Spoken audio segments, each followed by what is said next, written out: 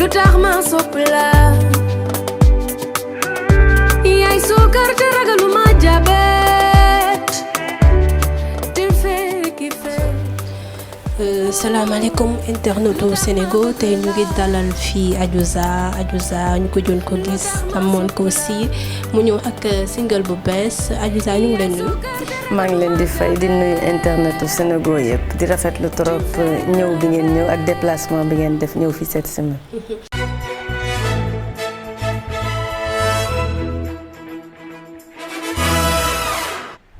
mayal kati bi laajuma la permis non yow doo ñoom ba xol bi réere ci mbëggeel yaa ko for. Adiouza ñu gëj la gis nga raar kenn xamul ci loo nekkoon fan nga nekkoon exactement mun nañ ko xam. waaw ça fait 2 ans maa ngi liggéey ci benn album boo xam ne ni album boobu album international la dama ci visé woon vraiment l'Afrique. donc benn retrait stratégique la woon boo xam ne dama bëggoon vraiment retrait pour gën a mën a focus ci album bi looloo waraloon ngeen gëj maa dégg daanu defatuma woon ay interview nekk parce que nekkuma woon Sénégal dama doon jaabante entre beaucoup de pays comme ni ma koy faral di defee chaque jour. J'adore aller à la rencontre d'autres cultures, essayer de mélanger les sonorités sénégalaises à d'autres cultures. Donc loolu démarche la bu yàgg boo xam ne yàgg naa ko def. Donc ci album bi aussi ça a nécessité beaucoup de voyages et beaucoup de recherches. Donc looloo waraloon ma def retrait stratégique ngeen gëj ma gis ci scène musicale bi. mu mel ni c'est pas la première fois chaque fois nga war a préparer album loolu ngay utiliser est-ce que dafa nekk stratégie boo xam ne Adiouza la que moo ko gën a réussir que de nekk chaque jour ci réseaux sociaux yi di defee interview wala di wax ay par exemple. waaw xam nga man dama yaakaar ne ci sama xam-xam bu gàtt ak sama gis-gis dama yaakaar ne si en tant qu'artiste si je n'ai pas de produit à défendre jarul may nekk ci internet bi di tànqal nit ñi ci ay. photo naa fii maa ngi woon fële wala maa ngi woon fële si j'ai un produit à défendre là je commence ma com mais si je n'ai rien à dire damay préférer dellu ci ginnaaw focus ci sama liggéey d'abord parce que quand même on est des artistes focus ci li may liggéey ba pare léegi su ma paree lu may liggéey léegi féex naa su ma neexee def comme bu ma neex man noonu laa gisee xaw ma nag ndax ñeneen noonu lay gisee waaye man noonu laa gisee. mais xam nañu yow da ngay def sa promotion album exemple booy waaj a génnee Adiouza di def promotion. mais tamit ak tendance bi léegi nekk ci internet bi artistes yi dañuy wax seen fans direct bi nga defoon la fois passée. ça a bien marché. et que artistes yi loolu ñu tendance boobu yow pourquoi nga def retrait yooyu noonu est-ce que tamit du la porter préjudice. porter préjudice xam nga léeg-léeg dafa baax nga dellu ginnaaw un peu. xam nga nekk tout le temps lu am xorom nga nekk fa lu amul xorom nga nekk fa fu ñu la invité nga nekk fa fu ñu la invité wul nga nekk fa léegi dafa baax nga def tuuti retrait xamaat remettre en cause li nga def yëpp nga remettre ko en cause man noonu laa gisee donc ci album bi loolu noonu laa demee donc dama remettre en cause lu bëri xool li ma def yëpp ci musique sénégalaise album yi ma génnee nan laa ko defoon remettre en cause pour gën a mën a sauter le pas xool ne fii laa yemoon ci musique sénégalaise léegi nag bëgg naa fa dépasser donc looloo taxoon ma def retrait stratégique boo xam xool naan fan laay jaar pour jéem a dépasser niveau bi ma nekkoon déjà. ban bilan ngay def ci sa 2 ans yi nga bàyyi musique bi nga ñëwaat fekkaat fi leneen lu bees. lan nga ko gisee. maa ngi woon tu sais depuis sama dernier single maa ngi ko génnee woon daal di remix. saa yu ma jaaxle moo may sotti xalaat saa yu ma jooyee moo may defalaat saa yu ma wéetee daal di ko gisaat daal di I love you. ñëpp doon xaar ma continuer ci wolof bi di def ay single yu bëri ci wolof bi waaye continuer wu ma ko parce que man dama gëm ne album dama gëm album donc pour moi un artiste war nga am album boo xam ne mën nga ko défendre en live donc bu dee da nga nekk di génnee single te mënoo dem live nga jouer ñi ci ñëw seetaan si la nga jouer amul sens ci artiste du rek ay déglu seetaan naa ko YouTube wala déglu naa ko il faut que tamit projet bi ngay représenter nga mën ko défendre sur scène donc looloo waraloon ma dellu ginnaaw pour xool fan laa mën a fëlewaat fan laa mën a fëlewaat mais li nga wax dëgg la musique bi évolué na fi entre temps il y a eu d'autres choses mais mën naa ne bokk nañu ci ñi initier évolution boobu en commençant par Wolof Beat bi nga xam ne mi ngi génnoon en 2015 je tiens à le rappeler donc bokk nañ ci ñu ubbi voie boobu mais man continué wu ma kon parce que man je visais l'album visé wu ma woon ay single di def ay single donc ce sera un album de 15 titres yoo xam ne pendant 2 ans maa ngi ci job ce sera un album de 15 titres. donc waaw yow yaa fi indi c'est vrai yaa fi njëkk a def Wolof Beat changer un peu gars yi ñëw tamit indi tamit seen afrobeat indi seen affaire. mbalax léegi li nga leen bàyyee noonu ñoom ñu accaparé ko. genre Viviane def na ko fi Wally def na ko fi mu marché et que est-ce que amul ñoom seen bos gënul fës que sa boss parce que yow yaa leen ko bàyyi te yow yaa ko initié ba pare daw bàyyi leen ko pourquoi loolu. c'est que du benn au fait Wolof Beat ñu ngi ko initié woon ak NFU.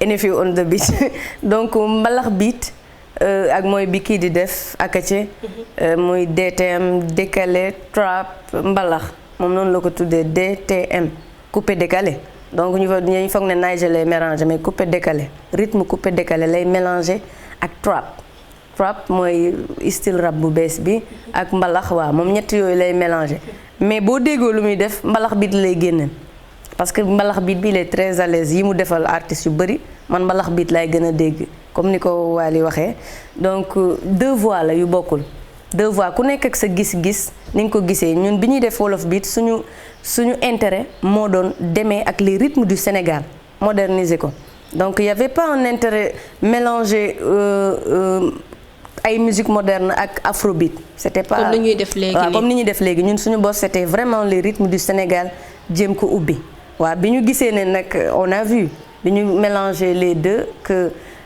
ci sénégalais ils ont plus tendance à jël bu kii bi nu mu tuddatee bu afrobeat bi afrobeat da leen dugg temps yi tout le monde parle d'afrobeat tout le monde m'appelle Adiouza kañ ngay def afrobeat gis nañ la ci et tout ma ne leen mais afrobeat ñun yàgg nañu def afrobeat proposé nañu Wolof Beat suivre leen ñu léegi afrobeat ñëw na yéen ñëpp ngeen daw afrobeat donc aussi il y a un public qui est là public de jeunes yoo xam ne ils avaient envie de voir des Sénégalais imiter les Nigériens def afrobeat maintenant on verra dans quelques années quelles seront les conséquences de tout ça. kon yow da nga yaakaar loolu imitation la dañ ko jël c'est pas. bah moomuñu ko moomuñu ko quand même dañu jël musique dañu xool la tendance afrobeat nag quand même ça marche partout dans le monde actuellement. Okay. Ce n'est pas que sénégalais hein nekkul que les sénégalais ñoo ko jël partout dans le monde tu vas en France rappeurs yëpp maintenant ñu ngi def coupé décalé afrobeat di ci rap. nga dem États-Unis c'est pareil ñëpp a ngi feat ak Wizkid. donc ce n'est pas que les Sénégalais ñoo ko jël c'est mondial donc benn tendance la mais peut-être dans quelques années ça va passer. baay bu sañoon doom jaray maasa mani baay bu sañoon dund ko fekkee ndami dooma fu ñuy lim ñu baax ñu jiitu fa kuy seet jikko ju baax fekk ko ci moom sama xol mooy baax. ñu ñëw si sa carrière ci album yi chaque jour soo ñëwee benn remarque la mooy chaque jour Adiouza su ñëwaatee chanson d'amour lay ñëw def ko itam bopp si je peux dire ça moom lay jël def ko clip nit ñi moom la ñuy gën a bëgg pourquoi lu tax chanson d'amour waaw soo ñëwee rek Nobel c'était comme ça nga ñëw Madou Sarr c'était comme ça Cey Love c'était nga ñëwaat bii indil ñu beneen Mala Nopp doy na waar lu tax doo jël pourtant sa album dafay am ay thèmes yoo xam ne yeneen da nga koy kii mais lu tax nga choisir chaque jour soo ñëwee rek may ñu mbëggeel bi mais xam nga ne chanson d'amour yi yow boo defee remarque bi sax jarul ma la koy wax génneel na def naa fi ay son talibé solidarité ak ma bëri thème li ma doon parler de panafricanisme mais da ngay xool sama yenn woy la sénégalais yi gën a adopté boo xoolee su ma defee le bilan woy yi sénégalais yi gën a jël yëpp c'est les chansons d'amour il faut pas oublier que Adiouza aussi j'ai un public hyper jeune et la nouvelle génération l'amour leur parle et aussi tamit l'amour thème la boo xam ne dafa yàgg ci àdduna comme ni ma koy waxee amour ce sera thème la boo xam ne ba abadan dañ koy woy woykat yi dinañ ko woy boo demee dans les autres pays di nga gis tout un album boo xam ne ci mainstream bi on chantera que l'amour duñ ci sax def comme ni ñuy faral di def di dugal ay thèmes fii ñoom ils vont chanter que l'amour. Donc thème la boo xam ne quand même ça apaise les cœurs xam nga dans ce monde bi ñu nekk monde boo xam ne y a beaucoup de bañante guerre y a beaucoup de guerre beaucoup de racisme donc des fois de chanter l'amour ça apaise quand même les cœurs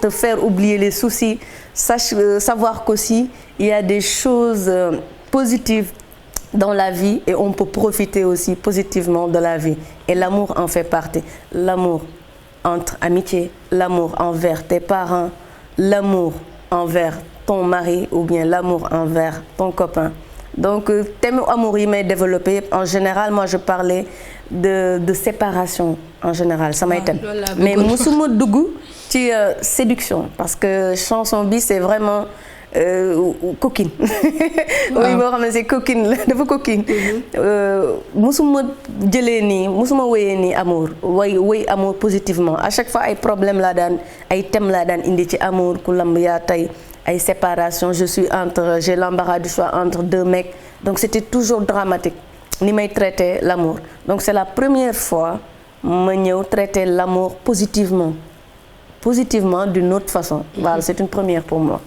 et que di nga ko génnee nga ko ban kii nga ci am est-ce que gars yi accueillir nañ ko bu baax ci gars yi accueillir nañ ko bu baax waaw gars yi accueillir nañ ko bu baax ci li ma yaakaar Tu as conquis mon cœur sans la moindre résistance et il sera à toi pour toute mon existence qu'on soit ensemble ou à distance je t'aimerai sans répit avec patience yaa ma def ni ma mel mala nopp dama bar de ci yow mala nopp danga sori ci man mala nopp ndax bëgguma ñu wet ndax danga sopp yaa ma def ni ma mel mala nopp dama bar de ci yow mala nopp danga sori ci man mala nopp ndax bëgguma ñu wet ndax danga sopp pourquoi mu dem à ce que mu dem di wax naan ay moom SOS cherche Madel pourquoi nga poser la question boobu da nga réagir da nga doyal ci célibataire bi wala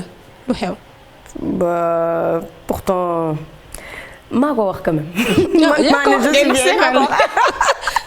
maa ko wax pour étayer les thèses mais lan la woon buzz la woon wala non du woon buzz parce que bi ma koy def aw ma woon man j'aime pas di def lenn loo xam ne dama koy def pour buzz non donc du sama style yaakaar naa ne du sama style donc état d'âme la boo xam ne dama ko éprouver moo tax ma wax ko su ma ko éprouver wul woon duma ko wax parce que je vois que musique bu ma nekk daf may jëlal trop de temps ba j'oublie toutes les personnes yi nga nekk xam ne ñoo nekk autour de moi donc looloo waral ma ne may crier cette solitude là di ko crier un peu partout comme ça comment ça di crier un peu partout cette solitude là parce que tout le temps dama gëm liggéey damay focus dama liggéey fu mu ne ba sonn dama saturé quoi dama saturé en quelque sorte dama liggéey ba sonn moo tax may crier garde à cette solitude là. D'accord gisoon nañ ne benn émission je crois que Pape Cheikh moo ko defoon nga waxoon yeewu leen la woon daaw. je me rappelle très bien si wuroon naa ko. là ñu ngi lay laaj nga ne bientôt ba ma doon ne la man maay def maquillage bi. xanaa relation boobu doxul woon. yaa mën a tooñ nee na relation bi doxul woon. ci ay déception la dëkk. mais Adiouza lan moo xew léegi ma ñëwaat ci dernière question avant dernière question. waaw. donc amoon na benn. kii tamit bu fi xewoon 2013 avec le politicien duñ ci ñëwaat. waaw bu ci ñëwaat duñ ci ñëwaat. mais est-ce que du loolu tamit teewu la ba tey. bëggoo ubbi kenn porte yi. yow pour yow kon man maa tëj porte yi quoi. waaw mais. du xew loolu nga yaakaar. kon lan moo xew. lan moo xew bah je sais pas laaj naa leen ko. laaj naa ko góor mais gars yi ñu ngi ñëw quand même. non ñëwuñu. dañu ragal. dañoo ragal comment ça da nga ban caractère nga am ba ñu la war a ragal. bah je sais pas pourtant je suis souriante. Adiouza am nga loolu ñuy ndax de loolu ñuy nëpp boo toogee nga ne pourquoi man ma yeewuma ba tey lan moo ma mën a freiner lan mooy njëkk ñëw sa xel. man je pense que suñu métier la au fait ni ñu exposé woo on est exposé tey nga génne fii nit ñi wax suba nga génne loolu neexul dégg au fait foog ñu tàggat la ci foog nga tàmm ko pour di mën a encaisser lu boo loolu yëpp donc boo nekkee koo xam ne moom xamul yooyu tàmbul yooyu def il en souffre quoi. yooyu yëpp bokk na ci li tax nag suñu relation yi voilà chaque fois du yàgg waaw. léegi xoolal caméra bi. nga wax ma sa type d'homme góor bi nga bëgg am comme jëkkër. léegi de. qualité yi. qualité il y a 5 ans damay ñëwaat il y a 5 ans quand j'étais plus jeune bu ñuy wax ay qualité damay toog naan un homme respectueux un homme beau un homme léegi je ne dis plus rien un homme rek je veux juste un homme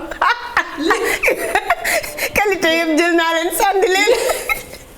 mais Aïssa amul sax benn qualité boo gën a bëgg. non amatul qualité. dama lay may sama bac. beau moche tout beau moche lu ma baax.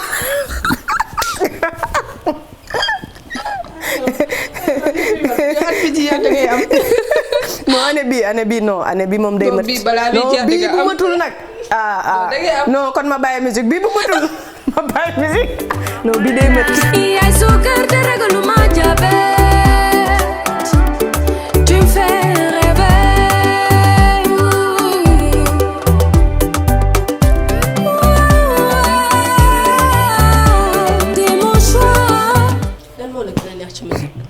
ci musique l'amour des fans. l'amour des fans nan nga koy dundee nan ngay dundee est-ce que sa fan benn fan mës na la ñëw aborder la ne dama laa nopp.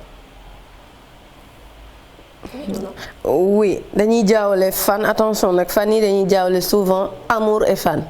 donc faut faire attention. ok suñu la waxoon nga choisir entre afrobeat ak mbalax pur et dur ba nga ciy choisir. ba direct mbalax. mbalax ngay choisir bien sûr. deux chanteurs yi ngay gën a déglu instant bi chanteur sénégalais. Sénégal gën a déglu waaw. waaw question colle je passe. tu passes léegi suñ la waxoon nga def duo léegi nii ak une femme chanteuse kan la. kan la question colle encore je passe. Aïssa bàyyi sa doo ma jax seeg man samay moromu artiste je passe rek. bàyyi ma dem rek bàyyil ñoom ñëpp samay xarit nañ bàyyil noonu rek. ñoom ñëpp laa bëgg ñëpp man ñëpp laa bëgg. suñu la waxoon nga choisir entre musique Youssou Ndour ak bu Wally ban nga ciy gën a choisir. yaa ngi may jaxase ba mën naa argumenter ci deux yëpp. waaw. Youssou Ndour il a trop fait pour la musique sénégalaise. Wally a une musique hyper populaire. di nga seetaan série sénégalaise yi. question colle. est-ce que dañ koy seetaan rek waaw oui ou non. waaw. ban nga siy gën a seetaan. benn rek bu ci gën a seetaan boo xam ne mënoo ko boo ko seetaanu si télé di nga ko seetaan sa portable YouTube. yan série ñoo am sax. yaa Mbetteel yaa Pod et Marichou yaa Idole. ba yëpp neex nañu. mais ban nga si gën a yóbbu boo xam ne moom boo ko tardé moom. ba yëpp neex nañu yëpp tout est seetaanable. yëpp ngay seetaan yëpp laay seetaanundoo. Aziza lan nga gën a ragal sa àddina. lan laa gën a ragal laisse-moi réfléchir le mensonge. moom nga gën a ragal. lan moo la gën a neex sa àddina lan nga dund mu gën la neex. li ma gën a dund mu gën ma neex ce sera toujours mon premier concert sur scène. dama barde ci yow mara nopp danga sori ci man mara nopp ndax bëgguma ñu wéet ndax danga sopp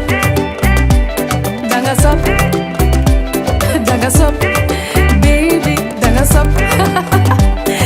sopp duma def lu dul yee les jeunes la jeune génération ñu gën a fonk suñu culture sénégalaise ñu gën a gëm li ñu doon di wax ne aussi ñun ñëpp benn lañ tous les Sénégalais nga nekk mouride tidiane chrétien man je trouve que l'homme est au-dessus de la race de la culture et l'homme est au-dessus de tout donc maa ngi ñaan ñun ñëpp ñu doon benn di baalu àq ñëpp nag su ma fi waxee ay wax yoo xam ne ça dérange le monde maa ngi baalu àq ñëpp di gën a yee rek Sénégalais yi ci ñu booloo doon benn ndax jàmm ci la lépp xaj di ñaan tamit jàmm sax Sénégal jàmm lu ko ñëpp xamee maa ngi leen di remercier bu baax yéen waa Sénégal di gërëm seen internautes yi merci.